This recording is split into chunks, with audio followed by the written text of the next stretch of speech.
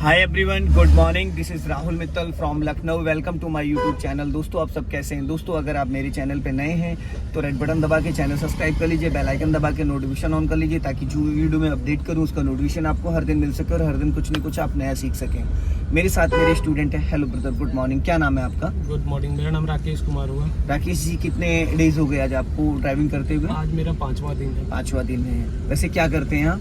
मैं तो ऐसे जॉब करता हूँ। ओके। आपके पास कार कौन सी है? मेरे पास क्रेटा है। क्रेटा। ओके। आपने कभी क्रेटा ट्राई करी? हाँ, थोड़ा बहुत ट्राई किया है। तो क्रेटा में और इसमें क्या फर्क है? क्रेटा में थोड़ा सा स्पीड थोड़ा जल्दी लेता है। डीजल है? नहीं, पेट्रोल है। पावर उसका ज्यादा है। पावर ज्यादा है। सीसी इंजन का सीसी जो है वो ज्यादा है। 600 के आसपास, 1600 के आसपास। 1600 है और ये 800 है जी। डबल का फर्क है जी। है ना।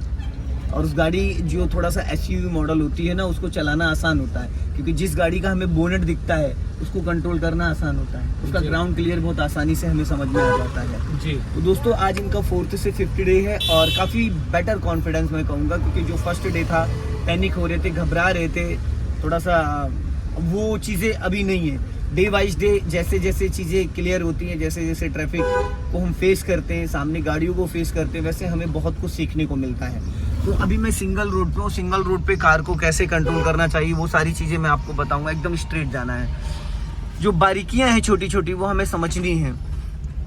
कुछ लोग कहते हैं कि डिवाइडर रोड पे कार चलाना चाहिए। तो राकेश जी, डिवाइडर रोड पे ज़्यादा हमें सीखने को मिलता है या सिंगल रोड पे? नहीं, सिंगल रोड। सिंगल रोड पे, क्योंकि सिंगल रोड पे हमें गाड़ी को ज़्यादा कंट्रोल करना पड़ता है। सिंगल रोड पे हमें ज़्यादा माइंड लगाने की ज़रूरत पड़ती है, क्योंकि हमें अपनी गाड़ी को बचाना भी है और सामने वाले को भी बचाना है, खुद भी बचना है।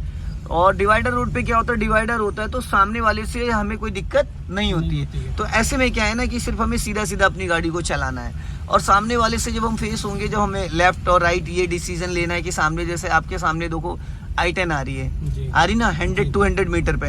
अब डिसीजन आपको ये लेना है कि वो जब आपके पास पहुंच रहा है तो इतने में वो गाड़ी निकल पाएगी, नहीं निकल पाएगी, आपकी गाड़ी कितनी लेफ्ट होनी चाहिए और कितनी राइट होनी चाहिए जी। अब ये चीज देखो, ये चीज आप जब बिफोर आपने अभी क्या किया, गाड़ी थोड़ी सी अपनी लेफ्ट दबाई थी, दबाई नहीं दबाई जी। तो ये दबाने का मतलब ये था कि सामने से हमें एक्चुअल सामने का जजमेंट। अब हम ऐसे चल रहे हैं, हमारे पीछे से अगर कोई कार आएगी तो वो तो हमारे राइट से निकाल के ले जाएगा ना, क्योंकि जब वो राइट से निकाल रहा है तो पूरी जिम्मेदारी उसकी है, हमें कोई लेने देना नहीं। भाई, हम तो अपनी लाइन में चल रहे हैं, हम अपनी लाइन में चल रहे हैं, तो वो डिसीजन ले रहा है ना, वो अपनी गाड़ी दबा के निकालेगा।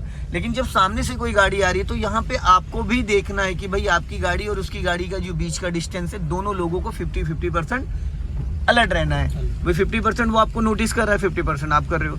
लेकिन अगर पीछे से कोई निकल रहा है, आपके ओवरटेक कर रहा है, तो 100% वो फोकस करेगा जी। अगर आप किसी को ओवरटेक कर रहे हो तो आप उसको 100% बचाना और बचना दोनों जिम्मेदारी आपकी होती है। तो मेरा मानना ये है कि सिंगल रोड पे हमें ज्यादा से ज्यादा सीखने को मिलता है।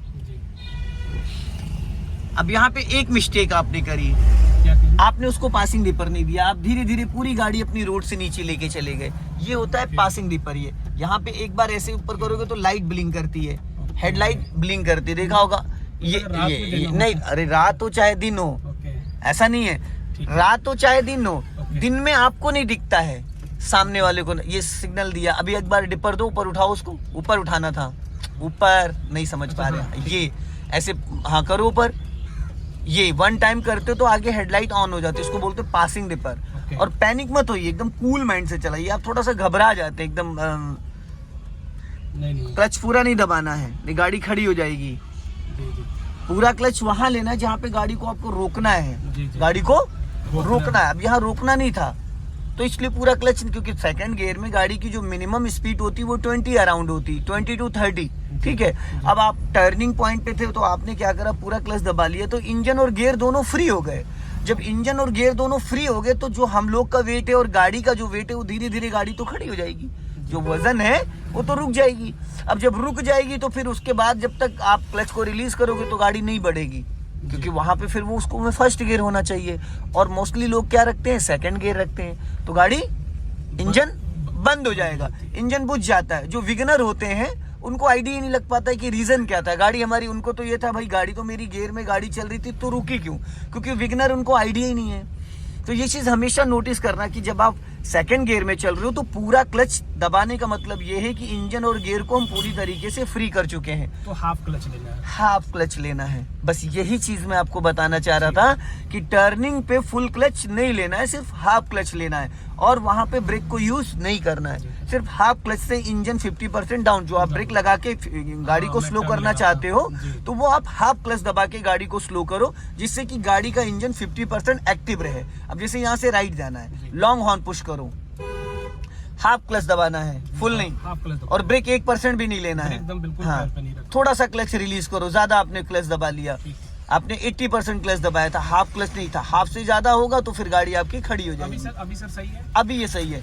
हाफ क्लच किसको कहते हैं? हाफ क्लच उसको कहते हैं कि गाड़ी हमारी धीरे धीरे रेंगती रहे, गाड़ी हमारी धीरे धीरे रेंगती रहे और इंजन वाइब्रेट ना करे। इंजन वाइब्रेट करने का मतलब ये होता है कि आपने क्लच कम दबाया है और ब्रेक ज्यादा ले लिया। कुछ देखो, कुछ लोग क्या करते हैं, जब क्लच और ब्रेक यूज करते हैं तो इंजन घट घट घट घट घट घट करता रहता है, वाइब्रेट। तो उसका रीजन क्या है? उसका रीजन ये है कि आपने क्लच कम लिया और ब्रेक ज्यादा यूज कर लिया, जिसकी वजह से इंजन आपका किसी भी कंडीशन में बंद हो सकता है।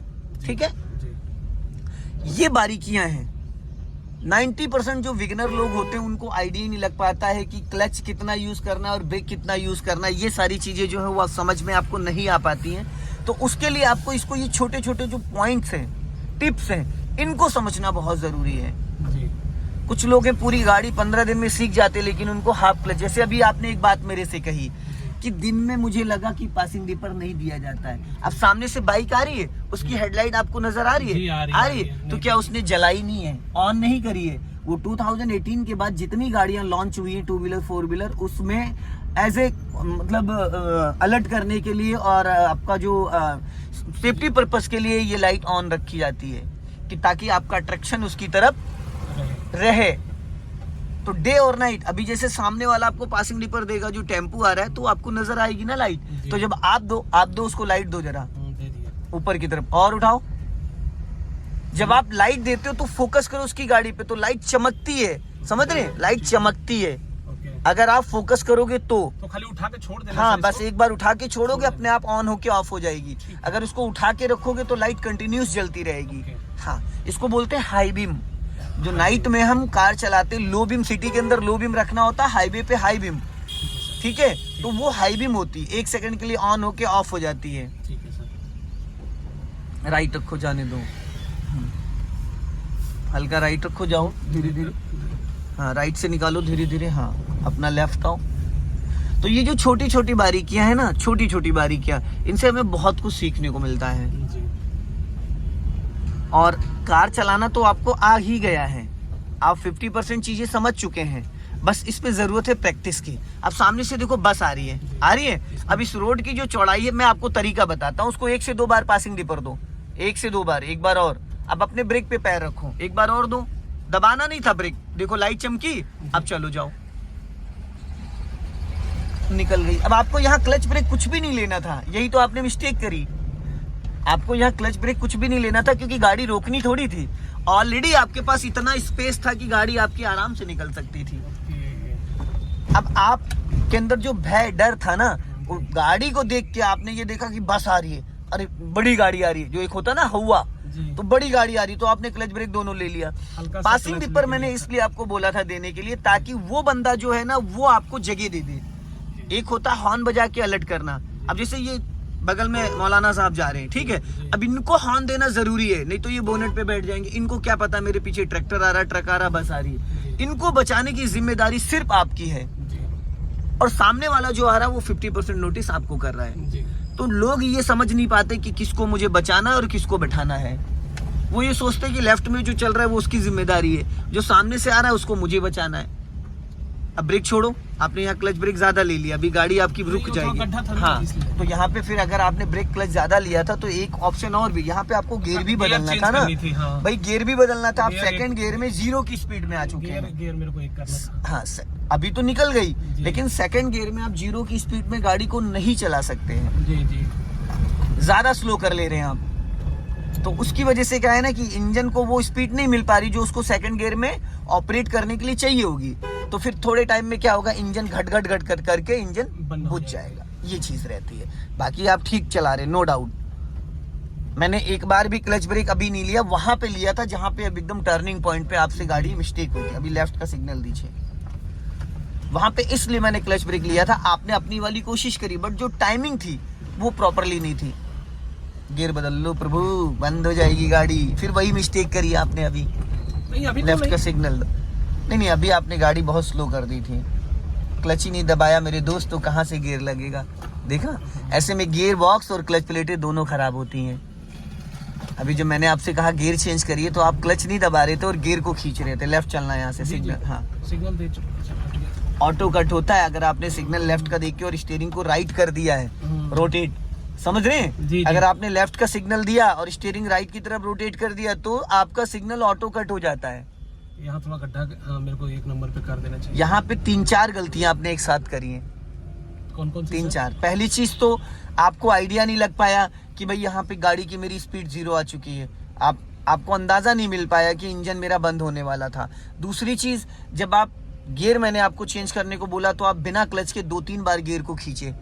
पहली प्रायोरिटी पे क्लच दबाना कंपलसरी है। जैसे बिना पानी के आप नहा नहीं सकते हैं ना, समझ रहे हैं जी। उसी तरीके से बिना क्लच के आप गियर नहीं लगा सकते जी। हैं। मैनुअल कार में कंपलसरी है, आप अपने दिलो दिमाग में बिठा लीजिए, क्लच इसकी चाबी है गियर की, समझ रहे हैं। आज मैंने पहली बार ये गलती करी कि बिना क्लच के। और वो एक बार नहीं, आपने 2-3 बार गियर को खींचा। अगर गियर बाई मिस्टेक, देखो गियर 2 ही कंडीशन में नहीं लगता है। एक, या तो आपने पूरा क्लच नहीं दबाया, दूसरी कंडीशन होती कि अगर गियर का डायरेक्शन है, आप जा रहे हो फर्स्ट गियर में और डायरेक्शन आपका थर्ड और फर्स्ट के बीच में, तो गियर ही नहीं लगेगा ही नहीं, समझ रहे हैं आप जी। तो ये समझना बहुत जरूरी है।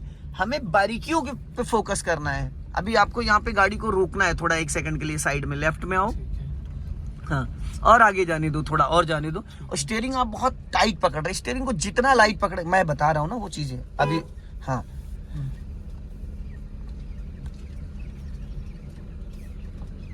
अब देखो गाड़ी आपकी खड़ी हो चुकी है, इधर देखो 0 स्पीड आ चुकी है। अब दूसरे गियर में आप उठा रहे हो, कैसे उठेगी माय डियर।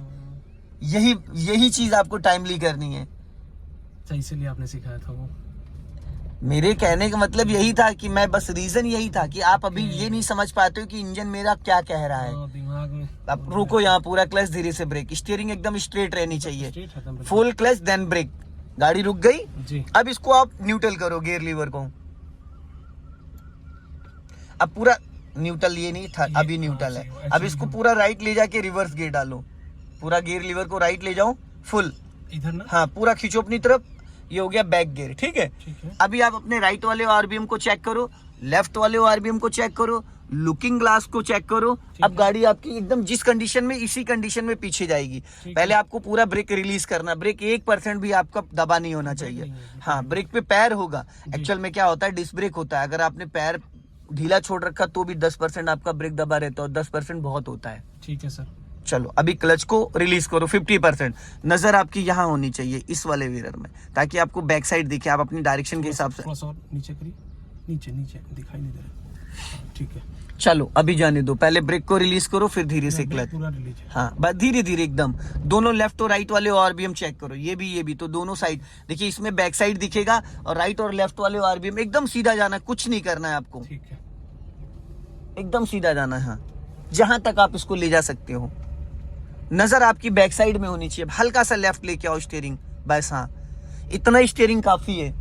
कुछ लोगों को आइडिया नहीं होता है, आने दो, हाँ। अब हल्का सा राइट ले जाओ, हल्का सा, ज्यादा नहीं, हल्का सा, हाँ सही है। हाँ, राइट वाला आरबीएम चेक करो, हाँ, और राइट घुमाओ, और राइट घुमाओ, और घुमाओ, और घुमाओ, और क्लच छोड़ो ना। क्लच क्यों दबा लिया आपने? आपने कहा था धीरे धीरे छोड़ना है। हाँ, तो आपने पूरा क्लच दबा लिया, जिसकी वजह से गाड़ी और राइट दबाओ, और हाँ, और राइट, हाँ। अब सीधी करो स्टीयरिंग, बस, और राइट रखो हल्का, रुको पूरा क्लच। जब अभी आपने स्टीयरिंग सीधी करी तो आपको इस वाले आरबीएम को चेक करना था ना, कैसे स्टीयरिंग रोटेट करो। राइट वाला को चेक कर रहे थे। स्टीयरिंग रोटेट करने का तो सारा गेम है। अभी स्टीयरिंग को सीधा करो, एकदम सीधा। चलो पीछे जाओ, क्योंकि अभी पीछे एकदम सीधा, क्योंकि गाड़ी आपकी एकदम सीधी है। ठीक है, स्टीयरिंग मेरी अभी सीधी है, एकदम स्ट्रेट है। इसको बोलते हैं 3 और 9 क्लॉक टाइम।